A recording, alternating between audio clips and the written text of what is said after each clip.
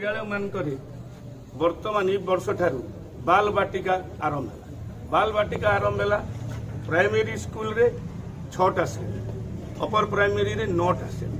अधिकांश विद्यालय रे 2टा 3टा शिक्षक शिक्षयित्री होते से भितर स्वास्थ्यगत समस्या रे किए सीएल रे रहले कि ईएल रे रहले तो से समय आमको प्रथमे दरकार शिक्षक नियुक्ति।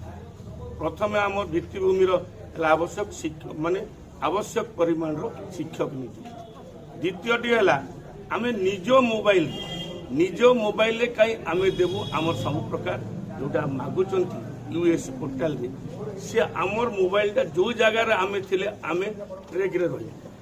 सरकार आमको मोबाइल दिंतु, नेटपैक दिंतु, तापर जाकर यूएस कर आवश्यक परिमाण श्रेणी कोठरी दि जाऊ।